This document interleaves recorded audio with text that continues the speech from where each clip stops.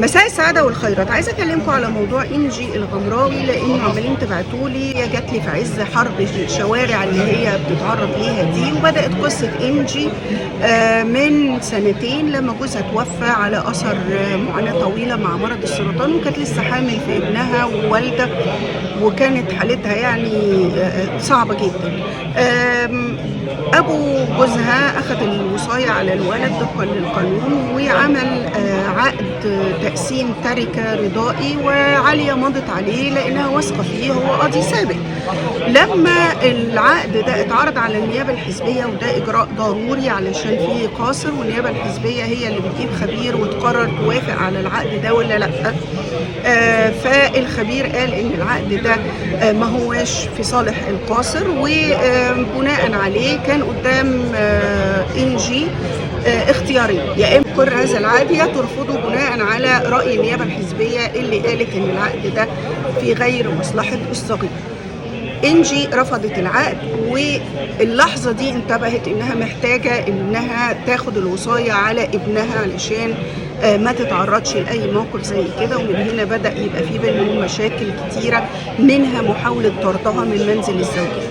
الغريب انه في ما يقرب من 15 محضر إنجي عملتهم بالفعل، كلهم اتحفظوا.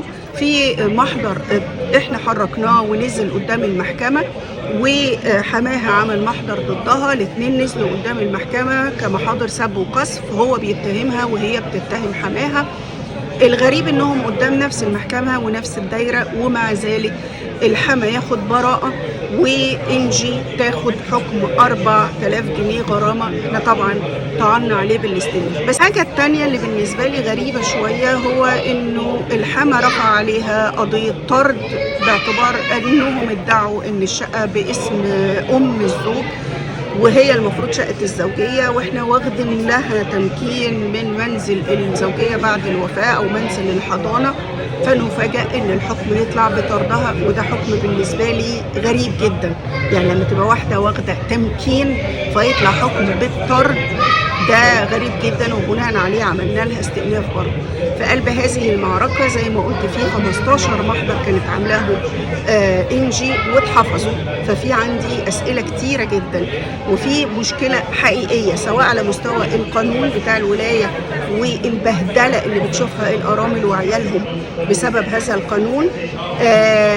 السؤال الثاني على المحاضر اللي فيها عنف منزلي، سب أو شتم أو ضرب أو غيره، ازاي بتتحفظ بالشكل ده؟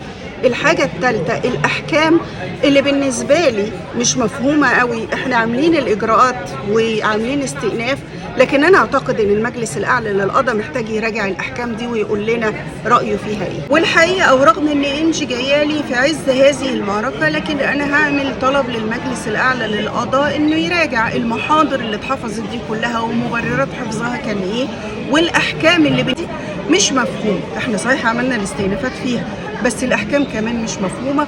مجلس الأعلى للقضاء محتاج يراجعها علشان نعرف إيه المشكلة.